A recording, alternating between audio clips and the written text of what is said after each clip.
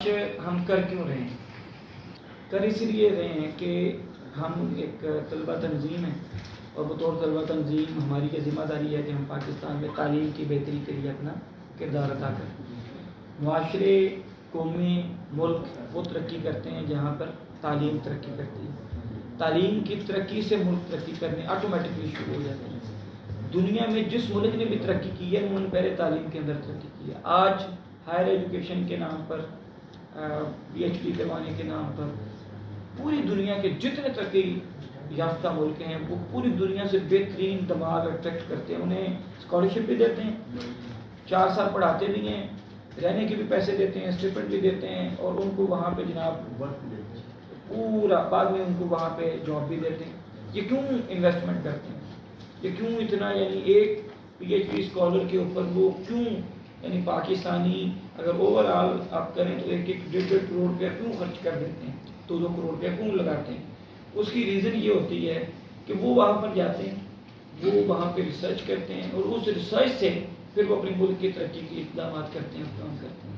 اسی لیے نت نئی ٹیکنالوجی جو بھی آ رہی ہے جدھر بھی، وہ ایگریکلچر کی فیلڈ ہو، آئی ٹی کی فیلڈ ہو، وہ سی ایس کی فیلڈ ہو، وہ جناب آپ کا وہ بھی جتنی بھی انجینئرنگ ہے، میڈیکل ہے، جو ٹیکنالوجی آ رہی ہے کیوں ان ملکوں سے آ رہی ہے؟ وہ ان ملکوں سے بھائی اس لیے آ رہی ہے کہ وہاں پہ وہ اس کے اوپر فوکس کرتے ہیں، وہ اس کے اوپر انویسٹمنٹ کرتے ہیں، اس کے اوپر جب انویسٹمنٹ کرتے ہیں تو پھر بدلے میں اپنے ملک کی ترقی کے لیے کام کر رہے ہوتے ہیں۔ ہمارے ہاں یہ ہوتا ہے کہ پاکستان میں اس کی ترقی کے لیے کوئی اقدامات یا تعلیم کی ترقی کے لیے آگے ملیں گے، تعلیم کی ترقی کے لیے کیوں کوئی اقدامات نہیں کیے جا رہے؟ کیوں اس کے اوپر اس طریقے سے ہم تیزی کے ساتھ آگے نہیں بڑھ پا رہے؟ وہ اسی لیے نہیں آگے بڑھ پا رہے کہ یہاں پر تعلیم کے اوپر خرچ ہی نہیں کیا جاتا، ٹھیک ہے، تعلیم کو گرانٹ ہی نہیں دی جاتی، تعلیم کے اوپر انویسٹمنٹ ہی نہیں کی جاتی۔ جب انویسٹمنٹ ہی نہیں ہے تو اس کا آؤٹ کم کا کیا آئے گا؟ ٹھیک ہے، یہاں پر ہمارا ایک یونیورسٹی کا یو ایف کا صدر ہوتا تھا، ڈاکٹر عبداللہ سعدی ان کا نام، انہوں نے وہ ایگریکلچر میں کر رہے تھے، آگے جو بھی ان کا تھا، تو انہوں نے جب اس کے لیے پرپوزل سبمٹ کیا تو ان پہ ٹوٹل جو ہے نا صرف 12 لاکھ روپیہ خرچہ آ رہا تھا۔ انہوں نے پاکستان بھر کی یونیورسٹیوں میں اس پرپوزل کو، اور وہ پھر آگے میں آپ کو بتاتا ہوں، انہوں نے پاکستان بھر کی تمام یونیورسٹیاں جو ایگریکلچر کے اندر کرواتی ہیں صرف 12 لاکھ کا وہ ریسرچ تھی، اس کے اوپر 12 لاکھ روپے اخراجات آنے تھے۔ کسی ایک یونیورسٹی نے بھی نہیں کیا۔ انہوں نے کہا کہ یہ ریسرچ ضرورت ہے اس وقت پاکستان کی، ٹھیک ہے، لیکن ہمارے پاس پیسے نہیں ہیں۔ پھر انہوں نے انٹرنیشنل یونیورسٹیز میں مختلف ملکوں میں بھیجا، تو امریکہ کی ایک یونیورسٹی ہے، انہوں نے کہا یہ ویلکم آ جائیں آپ کے یہاں پر۔ پھر انہوں نے وہاں پہ جا کے ریسرچ کی، اور اب وہیں پر انہوں نے کہا یہ آپ نے واپس نہیں جانا، ہمارے ملک میں ہی کام کریں، ہم آپ کو جناب اتنا کرتے ہیں کہ اس کی تو ضرورت تھی۔ تو وہ ایک بندہ ایک اعلیٰ دماغ تو پاکستان سے شفٹ ہو گیا، یہی برین ڈرین ہو رہا ہے اسی وجہ سے پاکستان۔ تو ہم نے جو آواز اٹھانی ہے وہ یہ ہے کہ تعلیم کے لیے بجٹ بڑھایا جائے، ایجوکیشن کے لیے۔ اب یونیورسٹی سطح کی فیسیں کس قدر بڑھ گئی ہیں؟ آپ کے پبلک سیکٹر کی یونیورسٹیوں کی فیسیں کتنی ہیں، پرائیویٹ سیکٹر کی فیسیں کتنی زیادہ ہو گئی ہیں۔ بے شمار بچے اس لیے تعلیم جاری نہیں رکھ پاتے، ان کے پاس پیسے نہیں ہوتے، ان کے والدین کے پاس پیسے نہیں ہوتے، وہ تعلیم چھوڑ دیتے ہیں۔ تو اگر گورنمنٹ گرانٹ دے، وہ بھی عوام کے ٹیکس کا ہی پیسہ ہے نا، اس میں سے گرانٹ دے تو یونیورسٹیز کو، اگر اس میں سے گرانٹ ملے تو یونیورسٹیز اپنی فیسیں کم کر سکتی ہیں، پبلک سیکٹر کی کم ہو سکتی ہیں۔ پبلک سیکٹر اکیلا اتنا فلو ہے اسٹوڈنٹس کا کہ وہ اکیلا بوجھ اٹھا نہیں سکتا، پرائیویٹ سیکٹر کو سہارا دینا پڑے گا۔ تو پرائیویٹ سیکٹر کی فیسیں کتنے اسٹوڈنٹس افورڈ کر پاتے ہیں؟ کتنے بچے ہیں جو تعلیم چھوڑ کر چلے جاتے ہیں، نہیں افورڈ کر پاتے؟ کتنے بچے ہیں جو ایڈمیشن نہیں لیتے؟ تو ہمارا یہ مطالبہ ہے کہ تعلیم کے لیے 5% بجٹ، ٹوٹل بجٹ کا 5% تعلیم کے لیے ایلوکیٹ کیا جائے، اور یہ یو این او کا چارٹر بھی ہے کہ ہر رکن ملک یو این او کا 4.4% تعلیم کے اوپر خرچ کرے گا۔ تو اس کے لیے یہ ہم پوری یہ کیمپین کر رہے ہیں پورے پاکستان میں۔ یہ ایک اویئرنیس کی کیمپین ہے، یہ مطالبہ مانا جاتا نہیں مانا جاتا ہمیں اس سے سروکار نہیں۔ ہمارا یہ ہے کہ ہماری یہ جنگ ہے، اس کو ہم نے لڑنا ہے۔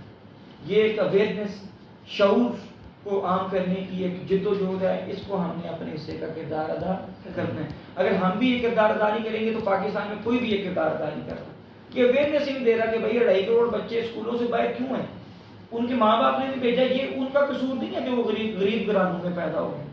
یہ ریاست کی ذمہ داری ہے کہ ان 2.5 کروڑ بچوں کو بھی تعلیم دے جو اسکولوں میں نہیں جاتے۔ یہ ریاست کی ذمہ داری ہے کہ جو چلیں گورنمنٹ سیکٹر میں جا کے میٹرک FSC کر لیتے ہیں، یہ ریاست کی ذمہ داری ہے کہ ان کے بچے کی یونیورسٹی سطح کی تعلیم حاصل کرے. کیوں اس پہ اوپر توجہ نہیں دی جا رہی؟ آئین کا آرٹیکل 25 برابری کی بات کرتا ہے، آئین کا آرٹیکل 25 سے نرسری سے 12 گریڈ تک یکساں نظام تعلیم کی بات کرتا ہے، اور یہی ہمارا دوسرا مطالبہ ہے کہ پاکستان میں ایک جیسا نظام تعلیم، ایک جیسے میڈیم آف لینگویج کے اندر ہونا چاہیے. اب جن کے پاس وسائل ہیں وہ اچھے اسکولوں میں پڑھتے ہیں، وہ آگے نکل جاتے ہیں. بیکن ہاؤس میں پڑھنے والے بچے کا اور کسی پرائمری اسکول میں پڑھنے والے بچے کا لیول برابر نہیں ہو سکتا. تو یہ کیوں 74 سال 75 سال سے کسی ایک گورنمنٹ نے بھی اس کے اوپر کیوں کام نہیں کیا؟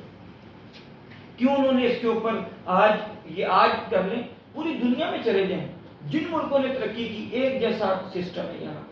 یہاں پہ ایک مدرسوں کا سسٹم ہے، ایک گورنمنٹ اسکولوں کا سسٹم ہے، گلی محلے کے پرائیویٹ اسکولوں کا سسٹم ہے، ایک ایلیٹ اسکولوں کا سسٹم. تو مجھے بتائیں، جب آپ کلاس روم میں بیٹھتے ہیں یونیورسٹی کے اندر، آپ یونیورسٹی کے اسٹوڈنٹ ہیں، جب آپ بیٹھتے ہیں تو کلاس میں واضح تقسیم نہیں ہوتی. ایک وہ جن کی اسکولنگ اچھی ہوتی ہے اور ایک وہ جو جناب گورنمنٹ اسکولوں سے پڑھ کے آئے ہوتے ہیں. اس بیس کے اوپر آٹومیٹکلی تقسیم ہو جاتی ہے. قوم ایک کیسی ہوگی جب آپ نے تقسیم ادھر سے ڈال دی تعلیم کے نام پر؟ تو ایک جیسا یکساں نظام تعلیم یہ ہر پاکستان، یہ آئین کہتا ہے. یہ آج کل بڑی بات ہو رہی ہے آئین شکنی کی. ٹھیک ہے جی، انٹرنیشنل ریلیشنز کے دوست بیٹھے ہیں، پاکستان میں یہ آئین شکنی ہوگی. تو 74 سال سے یہ جتنی گورنمنٹس ہیں سب نے آئین شکنی کی ہے. ان کے آرٹیکل 25 1973 سے تو یہ آئین بنا ہوا ہے نا. 1973 سے لے کر آج تک جتنے سال گزرے، 45-46 سال، جتنی بھی گورنمنٹس ہیں سب نے اس آرٹیکل کی خلاف ورزی کی. اس طرح تو پھر سب پہ آئین کا آرٹیکل 6 لگنا چاہیے. کیوں انہوں نے آئین کو عمل نہیں کیا، آئین کو توڑا ہے؟ کیوں؟ وہ کہتا ہے کہ ایک جیسا نظام تعلیم اور نرسری سے 12 گریڈ تک کیوں نہیں دیا گیا؟ اس لیے کہ تعلیم کے اوپر ان کے پاس پیسے ہی نہیں ہوتا. جتنا ایلوکیٹ ہوتا ہے وہ تنخواہوں میں چلا جاتا ہے. وہ جو گورنمنٹ سیکٹر میں جو ہوتے ہیں پروفیسرز، ٹیچرز، ان کی تنخواہوں میں چلا گیا. آگے ڈیولپمنٹ کیوں نہیں؟ کوئی ڈیولپمنٹ نہیں. یونیورسٹیز کے اندر ریسرچ صرف ان کی PhD ہو رہی ہے جن کے اوپر ریسرچ پہ اخراجات نہیں ہوتے. جس بھی سبجیکٹ میں تھوڑے اخراجات ہیں 15 سے 20 لاکھ کے ریسرچ پہ اتنے ہوتے ہیں نا، وہ یونیورسٹیوں کے پاس پیسہ ہی نہیں، وہ دیتے ہی نہیں. وہ بچے پھر آٹومیٹکلی آپ دیکھیں کتنے لوگ آپ کے چائنا جا رہے ہیں پڑھنے، کتنے لوگ آپ کے امریکہ جاتے ہیں، کتنے آسٹریلیا جاتے ہیں، وہ پھر نکل جاتے ہیں یہاں سے اور پھر وہ وہیں پہ رہ جاتے ہیں. وہ کہتے ہیں بھائی آپ کو اچھا لائف سٹائل دیتے ہیں، اچھی تنخواہیں دیتے ہیں، یہاں پہ رہیں، ہمارے ملک کی ترقی کے لیے کام کریں، چھوڑیں پاکستان. تو اس کے لیے تعلیم کا بجٹ 5% ہونا انتہائی ضروری ہے. ہائر ایجوکیشن کا بجٹ صرف پاکستان کے اندر 55 بلین روپیز ہے، جو کہ انتہائی ناکافی ہے. یہ آٹے میں نمک کے برابر بھی نہیں ہے اگر ملک کو ترقی کی طرف لے کے جائیں. اس کو بڑھانے کی ضرورت ہے. اپنی عیاشیاں کم کریں. وزیر اعظم ہاؤس، صدر ہاؤس کے جو اتنے اخراجات شاہانہ وہ کم کریں. گورنر ہاؤس جن کا کوئی کام ہی نہیں ہے ان کے شاہانہ اخراجات کم کریں.